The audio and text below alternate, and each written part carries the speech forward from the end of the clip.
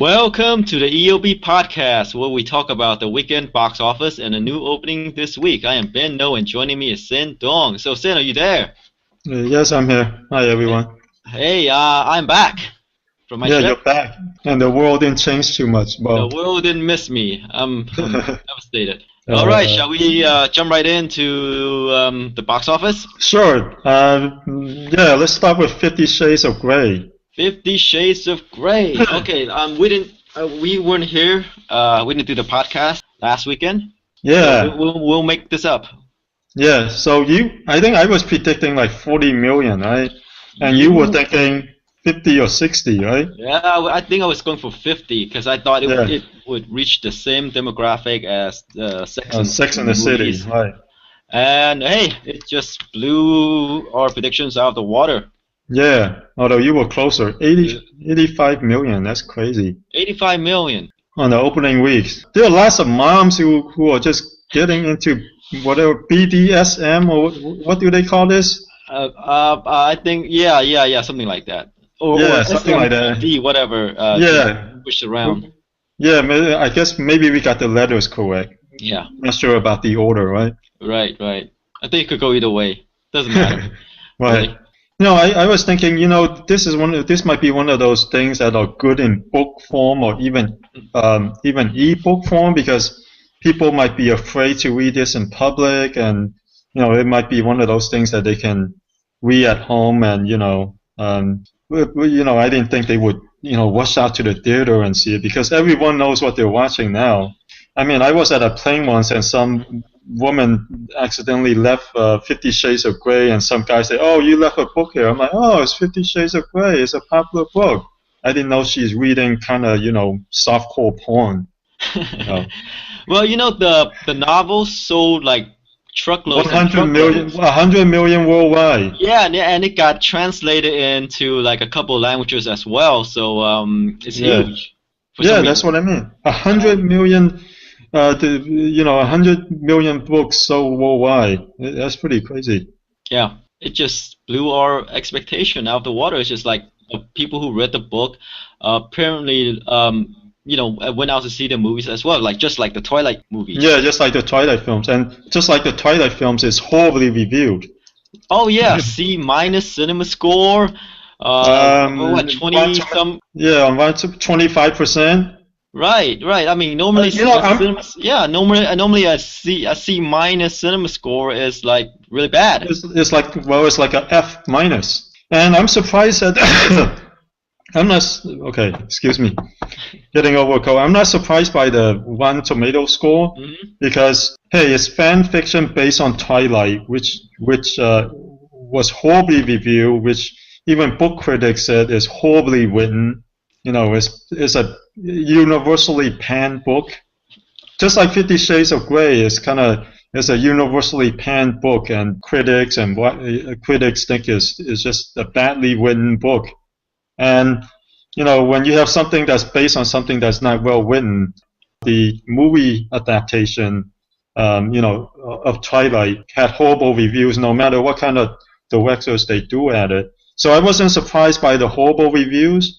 But what I was surprised by was the cinema score of C minus. You would think that all these fans who rushed out to see it would, give it the thumbs up. But I didn't. But a C minus is like it's like an F. Unless the people they interviewed weren't fans of the book, or maybe fans of the book didn't think it go far enough, into softcore porn pretty much. Oh, perhaps. Let's look at the second weekend, right? Yeah, the second weekend. It dropped almost 73. Is like a 73% drop. Yeah, which is which follows the C minus cinema score, which means people who saw it, who rushed out to see it in opening weekend, didn't like it, and so it's getting horrible word of mouth, and it's gonna drop really quickly. But after 2 weeks, it's already made 130 million on a budget of just 40 million, so it's hugely successful. Right. Let me see. The drop. I mean, worldwide it has already it crossed 400 million. It's made 10 times its budget already worldwide in just 2 weeks. Right, So it's already a phenomenon. It's exactly. just Even though the second weekend, I mean, sure, I mean it's front loaded. The second weekend is not too bad it considering. is it is pretty bad. It is pretty. I know. Even for, I mean, this is even higher than Twilight, the first Twilight film. So this is even worse than horror films. Horror films usually drop like a brick in second weekend. So No, this is a really bad drop. no, true. But the fans who want to see the movie have already seen it, and the second weekend, or the people who are curious about it, right? And then it's going to Yeah. experience a further drop. But the hardcore fans are massive, Yeah. right? Yeah, this kind of drop is like horror film level, and horror films mix the bulk of their growth on the first weeks. This will have a hard time, even though it's already a hit. It's gonna have a hard time reaching like 200 million, for instance.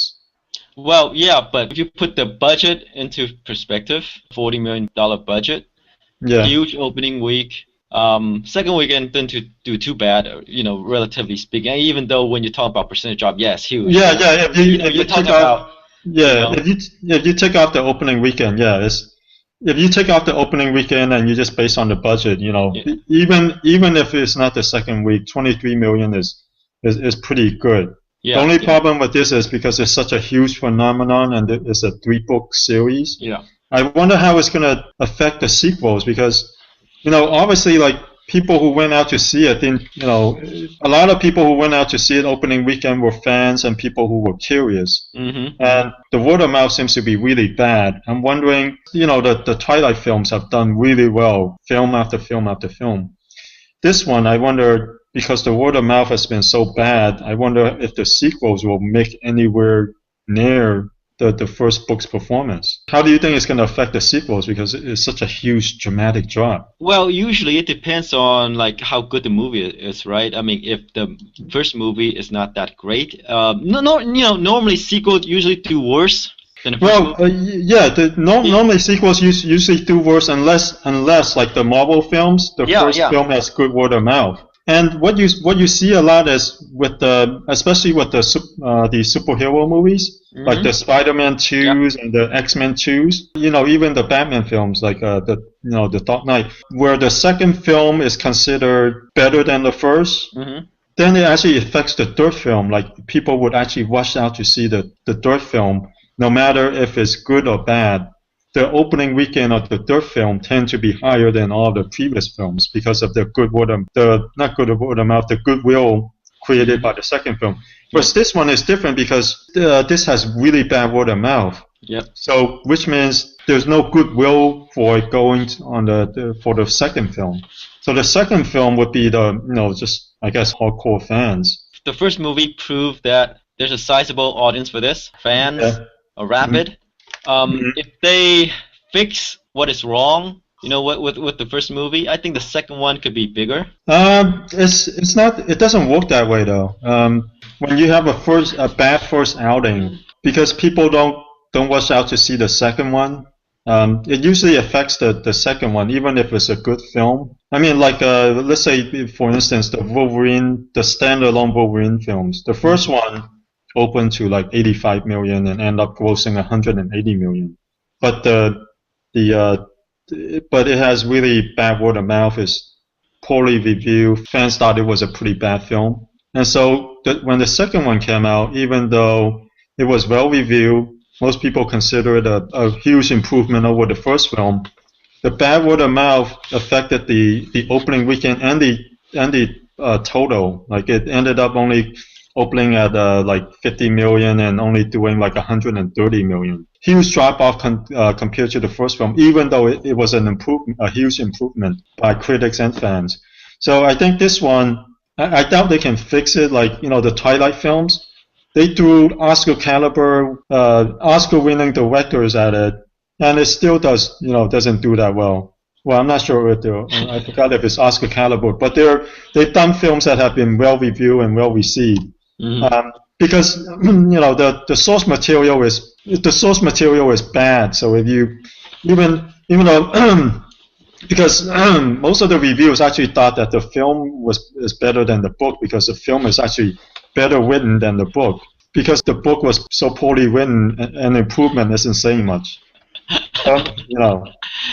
So I think it's still too early to predict. It's still too early to predict how the sequel will perform until the run is over. I suspect that the sequel will do in the similar range.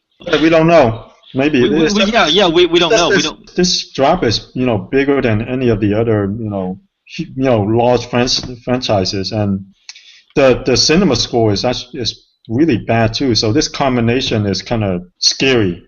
I don't think it's gonna do the sequel would do anywhere near 85 million opening weekend.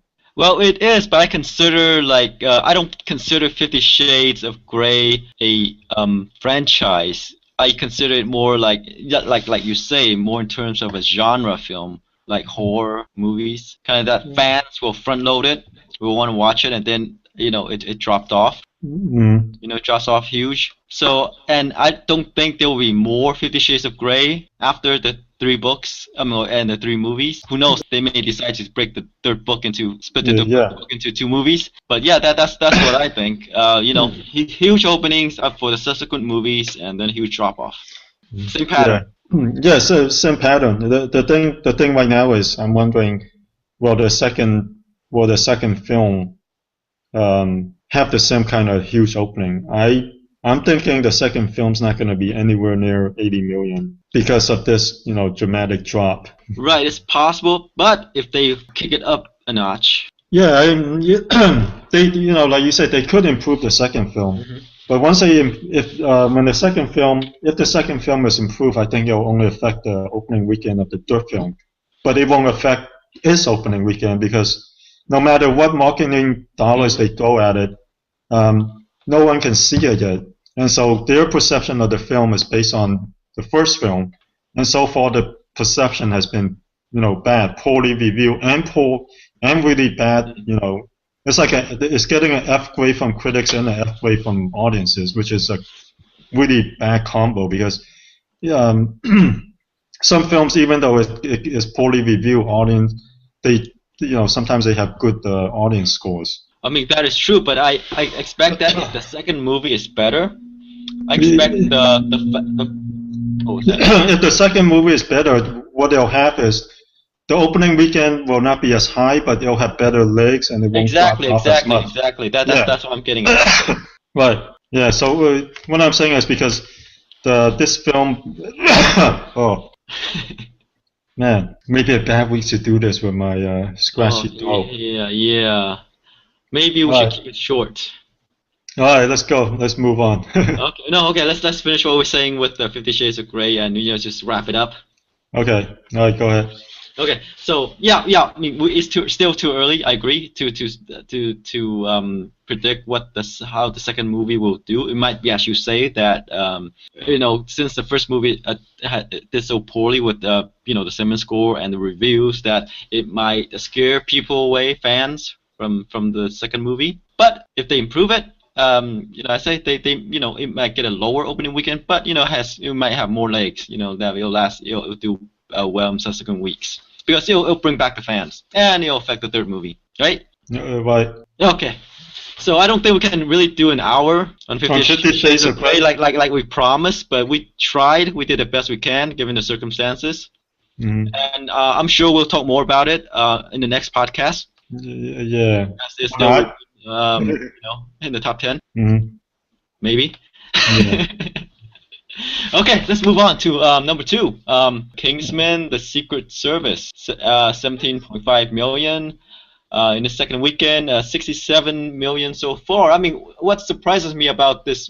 Wait, am I looking at it? Yeah. What surprises me is that of this huge opening in this opening weekend. Yeah, it did 36 million last week. Yeah. It did better than I expected. It's not a really well-known property. And like you said during the previous week, it's directed by the director of Kick-Ass. Not huge films. Well, he did except for X-Men. Yeah. Right. Except for the X-Men, the fourth X-Men film. Right.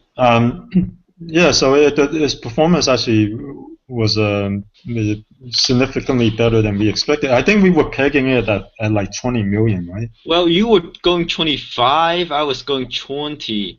I mean, I had my okay. doubts because really the young cast are no names. Mm-hmm. Right? On the post, there's mostly pretty much advertising Colin Firth, Samuel Jackson, Mm-hmm. and Michael Caine, I believe. So yeah, they weren't really advertising, the young cast at all, and I really I wasn't impressed with them anyway. But it had a huge opening. Let me get some water. All right, Ben. all right. Can we make it through this podcast? Yeah. You do most of the talking. I'll do short comments. Okay. So where was I? Kingsman. Yeah, it had a huge opening. But then it experienced a 51 or nearly 52% drop off in its second weekend, which is not bad. Yeah, which is not bad, but it'll probably cross the 100 million mark. But the budget is 81 million. Yeah. At this point, it'll definitely cross 100 million, and it's the kind of movie that does well overseas. With a cast that's not known for opening movies. I think this is a bit better than a lot of people expected. Yeah, I mean, with a new property, a new IP, right? I did, pretty well. Yeah. Considering no one except comic book fans, right? No one know what Kingsman is, and it has like an opening of 36 million. Mm-hmm. So it's a solid start for a franchise, right? Yeah, so we'll be seeing a sequel. Yeah. And I saw it. Well, I saw both of these films last week. 50 Shades or Kingsman? Both. Okay.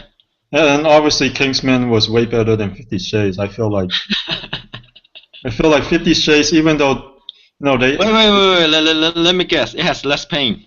Okay. That's my joke of the day. All right. Yeah, less pain. Yeah. All right. Okay. Well, the interesting thing is that they keep on the marketing department keep on marketing that there's 20 minutes of sex scenes. Even with that, I still felt like the film was boring. Well, seriously, sex was never interesting. When anyway. And those sex scenes are quote unquote sex scenes. Yeah. In any case. We're talking about 50 Shades here, and we're not talking about Kingsman, right? Yeah. We're talking about 50 Shades, yeah. Okay. Right. Just to.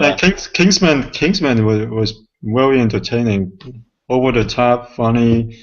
They has a great villain, Sam Jackson.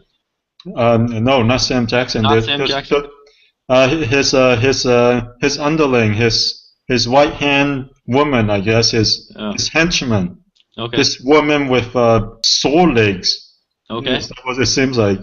It's a very entertaining movie. The humor is definitely very British. Mm-hmm. But I thought it was great. It's definitely rated R. And lots of exploding heads and the guy's head blew off in a trailer. Oh yeah. So. Yeah. So if you watch the trailer and you're like, hey, this is what I want to see, then it's the trailer times 10. Okay. Yeah. All right, but different movies. One is more. I don't know how to describe 50 Shades of Grey. Well, it's more of a softcore, rated R, erotic thriller. So it's like any R-rated. Okay, how about this? We'll say 50 Shades of Grey is something you would see on Cinemax. Yeah, that's right. Although Dakota Johnson. Mm-hmm. Dakota Johnson, she did a pretty good job because her reaction to all this BDSM or SMBD or excuse me. All right, let me just do the talking then. You gotta wrap it up. You let us. I gotta wrap it up. Yeah. Okay, Dakota Johnson. Her reaction. She was good in the film. She reacted the way that you would think any normal person would react if presented with this material. If someone comes to you and say, hey, I'm gonna whip you and spank you and slap you in the face and you're supposed to like it, you're just like, okay. Well, first of all, I would say no. Yeah, true. Yeah. And run the other way as fast as possible. But that's what a normal person would how a normal person would react. Yeah, that is true. Yeah, you're right. Then we wouldn't have a novel and we wouldn't have a movie. True. Very true. Okay, let's move on. Coming in third, the SpongeBob movie Sponge Out of Water. Still holding up well, 15.5 million. Experienced a 50% drop from last weekend. Has a total of 125 million so far. Good. Exactly. Keep on going. Okay, yeah. It didn't really. It's still. Last week it was in third place, and this. We'll see if I can make it through the podcast. And this week it's also in third place. So I think it's a pretty successful SpongeBob outing. And the 3D worked out well. I'll comment by coughing, okay? You'll comment by coughing. Like 1 cough is good, 2 cough is bad, 3 cough is that I need to move on, 4 cough is. Move on.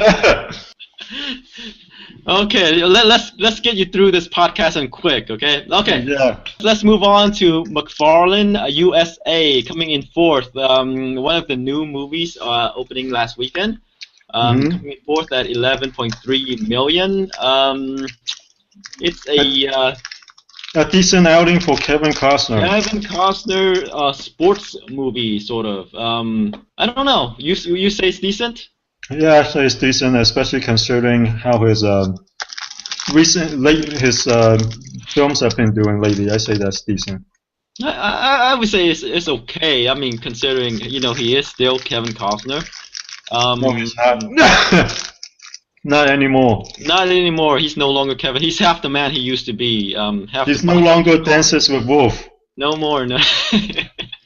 Okay, yeah, he's no longer the actor or the director that did Dances with Wolves, which got him an Oscar. Strangely, he's not directing anymore. I wonder why. Waterworld, The Postman. Probably The Postman. Okay. So we chalk it up his directing career to The Postman, his decline. All right, let's move on to number 5, the DUFF, coming in at 11 million. On a budget of 8.5 million. The DUFF is another new opening. Yeah, another good, solid performance. Solid performance. Let's see, what's the movie about? Let's see. Really haven't heard much about the DUFF. Some teenage comedy, high school comedy about some fat, the fat one in a group of friends is like. I think the trailer's so it's pretty much in the same vein as like what were those I guess movies? Mean Girls or Straight A's, yeah, Mean Girls. Like it's a high school comedy, really, right? Yeah, yeah. And it stars someone who looks like Lindsay Lohan. Oh, okay. Kind of. Yeah. Looking at the poster, she looks kind of like Lindsay Lohan. All right. But hopefully she won't end up like her. Yeah, yeah. Okay, so 11 million opening is okay, decent. Yeah, especially considering his budget is only 8.5 million. Okay, let's get you through this. Moving on to number 6 is American Sniper, 9.6 million. Experienced a 41% drop from last weekend. But it crossed probably 120 million. Wait, it crossed what? I crossed 320 million, I think. Okay. Box Office Mojo has 319, but it probably crossed 320 million. Give it another week or so, and it'll become the highest grossing film of 2014. Yeah, which is surprising, considering that did it achieve that in less time than Mockingjay Part 1? Ooh, yeah, I'm not sure, maybe. Because it only opened up wide a couple weeks ago. Oh, that's true. Yeah, I think it might be. It might have. Yeah, we'll have to check up on that. Okay. We'll report back. Okay. And let's see, number 7, The Hot Tub Time Machine 2, 5.8 million. Which is pretty much bomb, isn't it? Yeah. Even though it's only made for 14 million. Yeah, compared to the first film, I mean, I think the first film opened to like 14 million and ended up making about 50 million. Right. All right, Ben, get us through this. Get me through this. Okay. Let's bring us home. Okay, so the first movie, let's say, opened to 14 million, like you say, and made 15 million domestic, and the sequel didn't do too well, 5.8 million. Probably. Because John Cusack didn't return. Probably because there's no John Cusack, and it's focused on a different. You can't fault him for it. You know, he's busy making a movie with Jackie Chan, called Dragon Blade, which had a viable trailer. Okay. All right. But he probably read the script. I mean, the Hot Tub Time Machine 2 had been in development for a long time. No, he didn't read the script, because if he read the script of Dragon Blade, he wouldn't have agreed to do it. Wow. Okay. All right. You saw the trailer, right? I have not seen the trailer of Dragon. Oh, it's so bad that it went viral. Okay. All right. I have to check that out after this. Yeah, it's pretty funny. All right. So bad that it's funny. It could be one of those movies. Could be one of those so bad it's good movies. All right. So Dragon Blade will make John Cusack wished he had made Hot Tub Time Machine 2 instead. Even if it bombed. Even if bombed. Yeah. Okay. Moving on to number 8 is Jupiter Ascending. In its third weekend, 3.6 million, 60% drop off from last week, and it has only made like about 40 million so far. And it cost nearly 180 million. Yeah. So this is a John Carter level bomb. It's even worse than that. Yeah, it's worse. Yeah, you're right. You know, this is career in the drop. Yeah. I mean, this was supposed to be the Wachowskis' redemption. Oh yeah. Coming back, but not anymore. I think they just need some restraint. No, they need to. Yeah, well, you could say restraint, but they need to. Yeah, you could say restraint. I mean, because they definitely. I mean, the action scenes and the whole world they created. Yeah. The world looks nice. It's creative. The action scenes are very well done. I feel like it's the best action scenes I ever seen Channing Tatum do. Mm-hmm. He's finally believable as an action hero. The only problem is that there's so much weird and unnecessary stuff that they do in there. It's like they just need some producer who's like, okay, cut this stuff out. This stuff is a little bit, kind of on, a little bit too quirky, and let's just make. If someone just sat them down and say, hey, let's just make a straight action movie, like The Matrix. You mean like if a producer would sit them down during Matrix Part 2 and Matrix 3 and say, hey, this stuff, cut them out. Yeah. And then just stay with the first movie instead. Is that what you're saying? Yeah, because even Jupiter Ascending, there are some scenes that are just completely unnecessary. You're just like, why is it even here? Yeah, the thing is, like, they should make a straightforward action movie, right? But instead they go through in all this philosophical stuff, which doesn't fit this movie, right? The people who turn out to this movie want action, want simple stuff, right? But then it's not even the philosophical stuff. It's like this, like Jupiter Ascending. There's this tax scene that's just kind of weird, and you're just like, why is it even here? And I think in their mind it makes sense. Yeah, and it kind of taps into this larger thing that they're trying to say, right? Yeah, that's what I mean. Is that you probably miss out some part. Yeah, of the they movie probably need some. That makes sense. That connects to some other thing. But like, people don't want to think too much in a movie. It's not that they don't want to think. It's just that if they want to think about something, it's gotta make sense. It's gotta be focused. It's gotta be. It can't just be some things. It just can't be some random thing. I mean, I guess to them it makes sense, but I guess a producer was like, hey, you know what? This is not too coherent here. I get what you're trying to do, but this is kind of on the left field. You should probably leave this out. I guess sometimes when you have total control, you don't know what. Sometimes you lose focus. I feel like. Yeah, I guess they're too close to the material, and they need an outside perspective. Yeah, someone who's outside the bubble who can tell Yeah, them yeah. like, If they listen, if they listen. yeah, if they listen. Probably someone told them, but they chose to stick with it, I guess. Yeah. I wonder if that's what happened with the Matrix. I mean, somebody probably said, hey, this might not. But after the first film success, they just like, hey, you can do whatever you want. And Right, maybe right. that's what happened with the Matrix 2 and 3.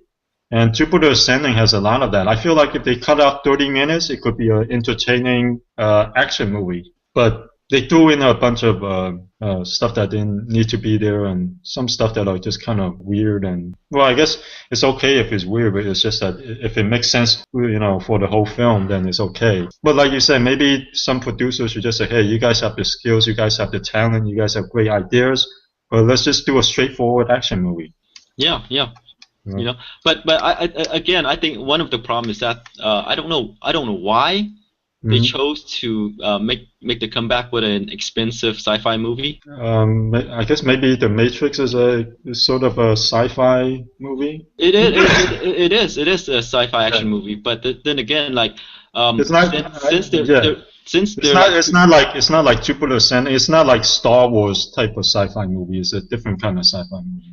No, but it seems like what I guess whoever hired them to do the movies, they focus more on the action part, I think. Yeah. Than, right. Rather than getting them to tell a story. Right. Yeah. I think that's to the detriment with them choosing to come back with an expensive and risky, I think, movie like Jupiter Ascending. Right, or someone who just gets them to focus, like, well, here's your story, let's just focus on this, leave this stuff out, that doesn't really add to the story, it doesn't move the story along. So I guess we should sit down with them, and tell them how to make movies. They should call us. You and I have lots of experience making movies, right? Right. Well, definitely. And they should call us. Call us, Wachowski. Yeah. We're available.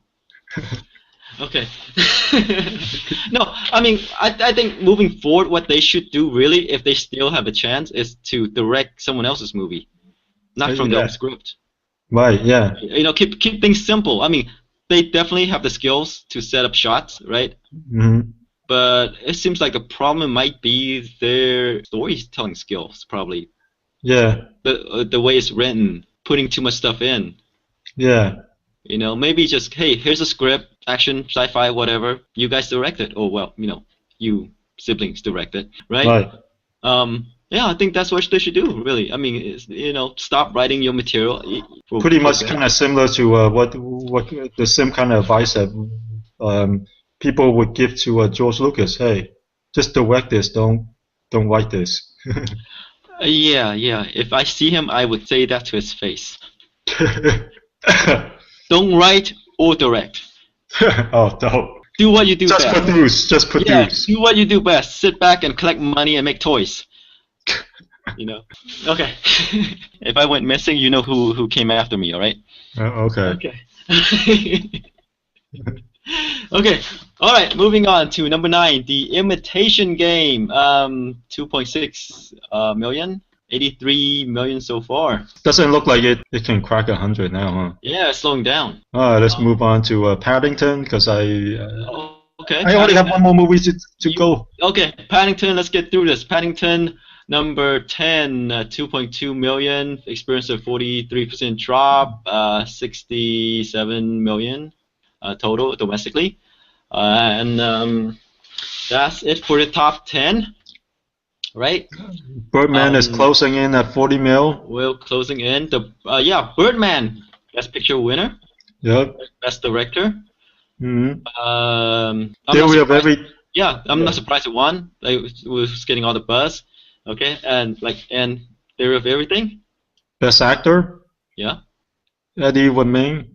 Right, I expected this movie to win an acting prize. And it looks, after they win it, it'll probably get a boost and eventually go get to 40 million. They'll probably add some screens.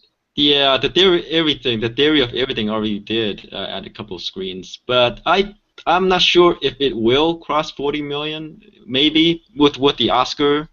Yeah, I think with the Oscars. I read somewhere that with Birdman, Hmm. after the Best Picture win, they said they're gonna immediately add more theaters. Right. I could So definitely see Birdman doing better, yeah, much better than the Theory of Everything. yeah, You definitely. know. Okay, Whiplash, another Best Picture contender. Hmm. It's there at 11 million so far. Let's see. Ooh, The Boy Next Door closing in on 35 million. Let's see. Taken 3 closing in on 88. Still did worse than the second movie. Or the first. For the first, yeah. Let's see, what have we here? Is Boyhood up there or Boyhood? Boyhood is way down there. Yeah, 25 But million. Yeah, surprisingly, yeah, 25 million. yeah. It won Best Actress, so But yeah, yeah. Some say that Boyhood should have won Best Picture, but I'm not sure. You know, you know what I'm most surprised by is Whiplash. It took home three Oscars. yeah, but it's a movie that I haven't heard much about. Yeah, that's why I'm surprised by it. Yeah, and By I'm the three surprised it wins. got nominated. Yeah, And I'm not surprised that it didn't win. yeah, right. Well, Okay. it did win Best Supporting Actor. Or yeah, Well, yeah, but that's probably because of like maybe like a lifetime achievement award for J.K. Simmons. You yeah, know. that's true. Yeah. Yeah, let's see. All right, we gotta wrap it up because Okay, I'm let's getting snot. I'm getting snot on my nose now. all right, let's wrap it up. Just save you some. All Yeah. right, let's move on to next So week. I don't have to eat my snot. Okay, moving on to next week. All right. We have Focus, the Will Smith movie, and the Lazarus Effect. Okay, it's quick. Your take on Focus. Uh, it's kind of weird. Will Smith in a erotic thriller with a hot babe from Wall Street movie. I think it's Margot Robbie. I think is it? Yeah. So Yeah, Margot Robbie. Yeah. yeah. Okay. So Originally, Focus was supposed to star Ben Affleck, but he backed out mm, to do one of those other movies. I forget. But right, and the important thing is right now, Will Smith is starring in it. Okay. the It's Wolf of Wall Street. That's right.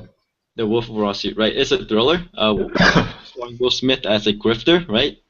Mm, Who took on Margot Robbie and trained her in the craft of, I guess, like tricking, conning people. I think he's and he fell for it. I hope it's not like the Matchstick Men, by the way.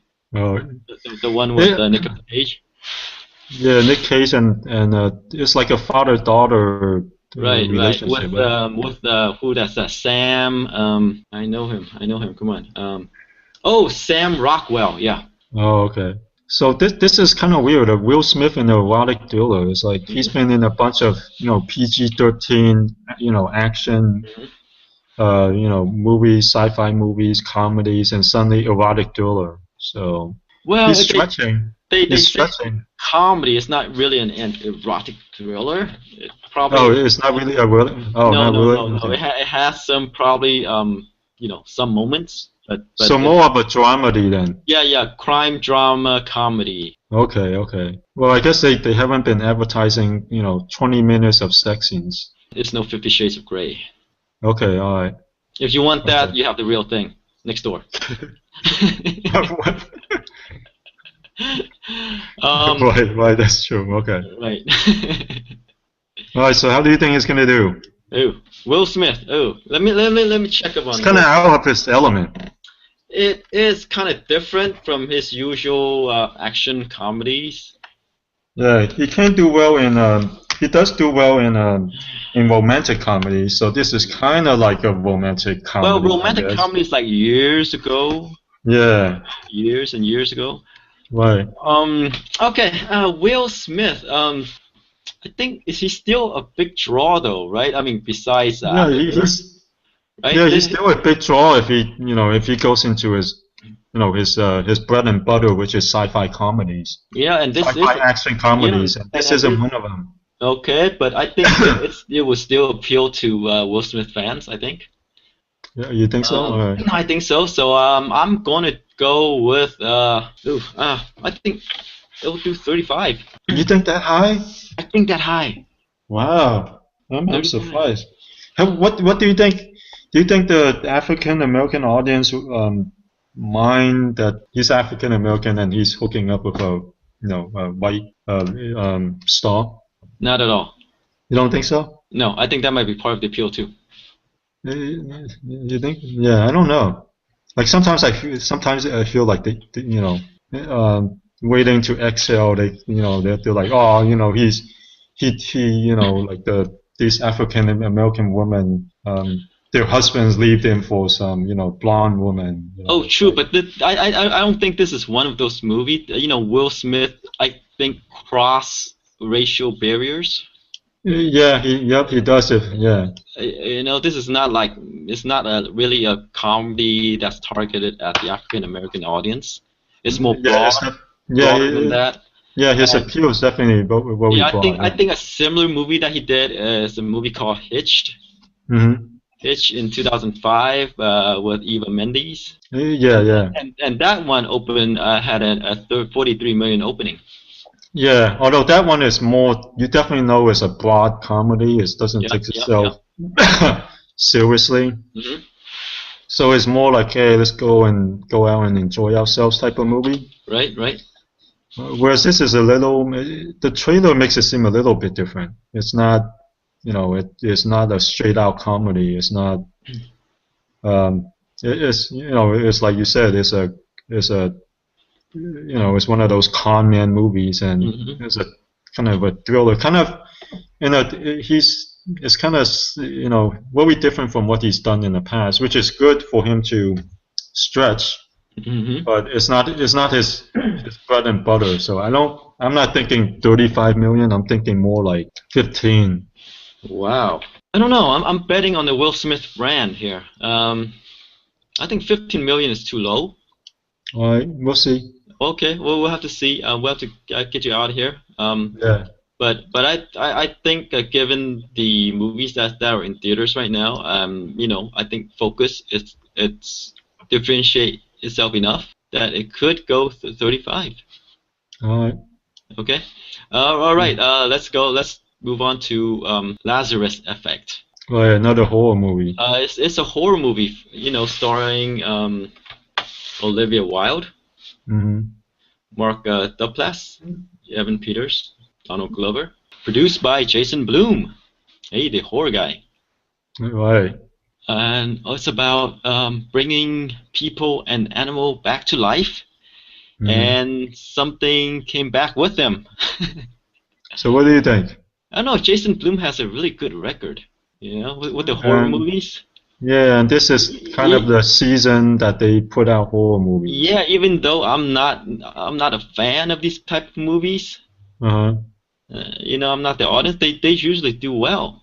Yeah. So I'm going. It's kind of hard, but I'm gonna go with how about this?